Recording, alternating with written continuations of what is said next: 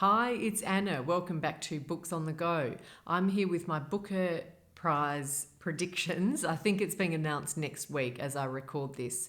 So I had the idea that I'd run through the short list and of the books that I'd read, which ones I think might win. And then I realised as I was just editing my October wrap-up video that I've already talked about three of them, I think. So I'll link that video down below, and apologies for any repetition, but here we go. So kicking off with the first one that I think in the order that I read them, Burnt Sugar, Avni Doshi. So this was a great novel. It's set in India. The main character, Antara, is now having to look after her mother who's developing Alzheimer's, but she has a fraught relationship with her. Her mother raised her in a very unorthodox way, including living partly at an ashram, and Antara was quite neglected, and she's got some resentment issues with her mother. And I really liked this. I found it very engaging. I liked the dry tone. Some people have found that off-putting or a bit distancing, but I liked it. I liked that sort of dark humour. And Antara is a fascinating character, and it leaves you to wonder if she's just bitter and has to get over her, she's playing the victim too much, or if in fact she has got quite good reason to be angry with her mother, and at the same time she loves her mother, or certainly feels a very close bond with her mother, but it's a complex bond. And I thought that was really well done, and it's a book where it takes some twists and turns so that by the end you start to question what you thought was true, and it plays on how memory can play tricks with us, and whether memory is that reliable, and certainly whether Antara is entirely a reliable narrator, and indeed her mother, who might be losing her memory. So we have to question all of that. So I think it's a book that would be very interesting to reread, which the judges have to do for the Booker, and for that reason it might be a dark horse. But let's see. That's Burnt Sugar by Avni Doshi. Next, I read The Shadow King by Maaza Mengiste, set in Ethiopia in the 1930s when Italy invaded Ethiopia and occupied that country for 5 years. And the main character is Hirut, who is working for Kidane and Asta, his wife, and they're in the army. And it gives you a story of how women came to fight as well. That's the overarching, I think that was one of the inspirations for Maaza Mengiste to write the book, is to focus on the women's stories. And there's also a story of Ettore, the Italian photographer for the Italian army, and the use of his camera and his moral dilemma in being part of some of the cruelties that were inflicted on the Ethiopians. So there's a lot going on, and it's quite cinematic in scope. I could actually really imagine it being on the big screen. The way she writes is very beautiful, and she really captures the landscape and the sense of place with the language and the food and the myths that they refer to and the weapons, and everything makes you feel like you're there. And the characters are interesting. I couldn't quite grasp them. It's very subtle, so you read a lot between the lines. So I didn't know, for example, what was really motivating him, or Asta. Asta was quite interesting. She was really unlikable, but was she meant to be a heroine? I wasn't sure. So I was not moved by this despite the subject matter. And by the end of it, I did come to really appreciate the characters, and there were some really poignant moments that I loved. But overall, it didn't quite do it for me. It was too slow for me. I didn't ever feel like there was real dramatic tension despite being at war. So not quite there, but really beautifully written and a very interesting story. So I'm glad that I read it.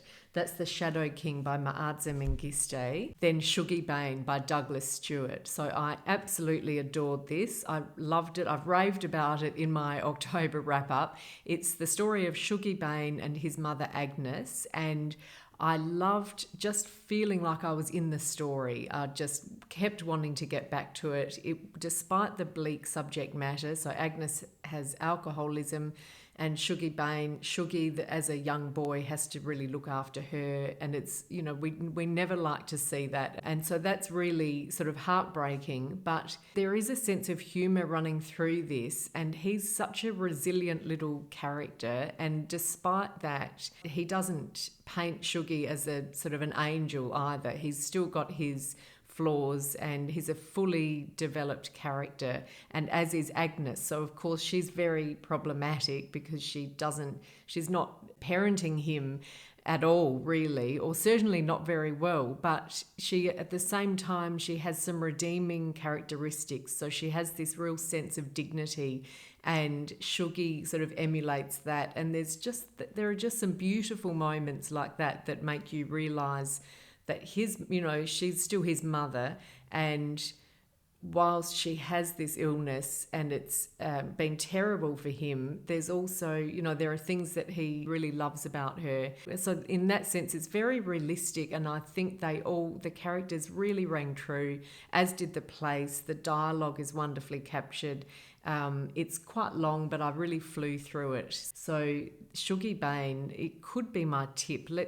We'll go through all of them, but there was something I think someone was commenting on Instagram that they loved this, and they said, but is it too linear and sort of straightforward for the Booker Prize these days? And so I wonder about that, and I know what they mean, whether the Booker Prize is looking for something more exceptional or more innovative, although that's not in their guidelines or their criteria, but of course it just has to be the best book. But for me, as a novel, this really worked, and that is, getting you inside the head of a character, telling you a story and making you want it to turn out okay for that character, and just knowing what you want when you're reading it, so that you have that sense of satisfaction at the end. And of course it doesn't wrap up neatly, but it is satisfying and beautiful at the end. So really loved that.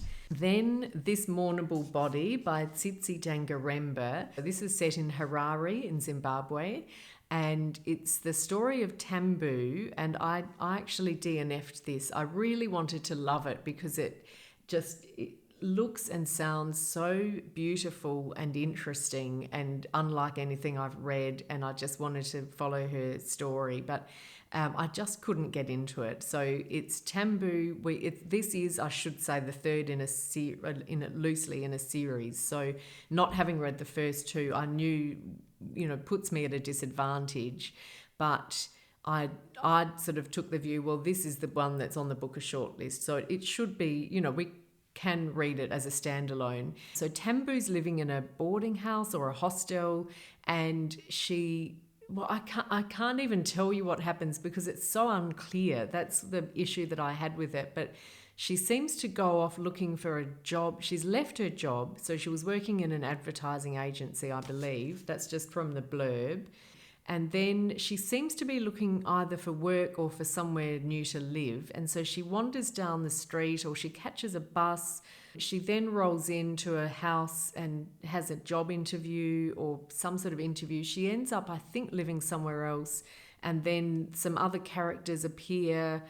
It just wasn't clear to me who they were, why they were there, why she was there, why she couldn't get a job, it just wasn't clear to me why these characters were appearing or whether we needed to care about them or not. And then for Tambu, I didn't understand what the point was of the story. I didn't know where she was heading, and maybe she doesn't either, so maybe that is the point, but I couldn't get any traction with it.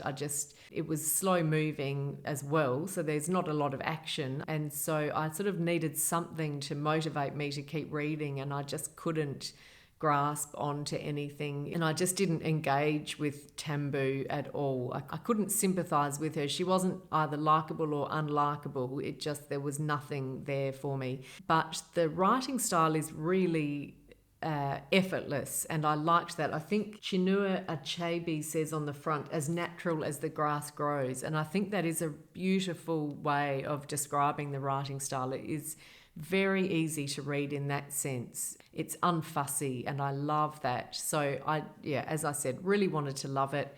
Couldn't get on with it, and so I've DNF'd it. But I would love to know what you thought if you have read it, and if I should have pushed on. I did read a few reviews while I was deciding about DNFing, that sort of said yes, but they got there in the end, but it was a slow effort. And also a few people saying they really felt that lack of understanding from not reading the first two books. So it's probably just not going to be my book. So that is This Mournable Body. But then I bought Real Life by Brandon Taylor. So this one I didn't have it, so I wasn't necessarily going to read it. So this one, I was following Brandon Taylor on Twitter, and during the US election, he was a joy on Twitter. His tweets were making me laugh so much. And so I just fell in love with his election commentary. So I decided I had to go and buy the book. So this is Real Life. It's about Wallace, who's working in a lab. It's been described as a new or fresh campus novel. Wallace is struggling with an experiment and then trying to and socialising with his friends over the summer, or I think the end of summer, when we open the novel. And there's something that's bothering him from his past, and we don't know what it is. And I still don't know what it is, because I'm only 86 pages in, but I'm really enjoying it. It's at the moment, for me, it's a good escape. It's easy to read. It's easy to follow. I'm finding Wallace a sympathetic protagonist, and I sort of want things to turn out okay for him. And beyond that, I'm not quite sure, and I think he's not quite sure where he sits and what the dynamics are amongst his cohort of friends at college or at university. So I found it really strong, the first sort of 80 pages, quite compulsive, easy, book that I'm happy to keep getting back to. So that's a big test for me, basically, at the moment. So that's Real Life by Brandon Taylor. So my pick at the moment, in terms of just what did I love reading and I'd love to see it win, is Sugibane. It's working class Glasgow life. It's all sorts of issues are handled really beautifully, really sensitively, and it was just such a great read. And that, at the end of the day, has to be the test, I think. Is it a good read? So that one I would love to see win the Booker. I'll come back to this. I haven't finished it yet, so this could catch up in the rankings. And the other one that I think is a dark horse is Burnt Sugar, just because it is so interesting psychologically. And when you reread it, I think there are lots of layers that you would sort of discover. So I'm not sure, but let me know what you think. Have you read the shortlist? I should add, there is another book on the shortlist, which is The New Wilderness by Diane Cook. And I think that's the title. I haven't read it.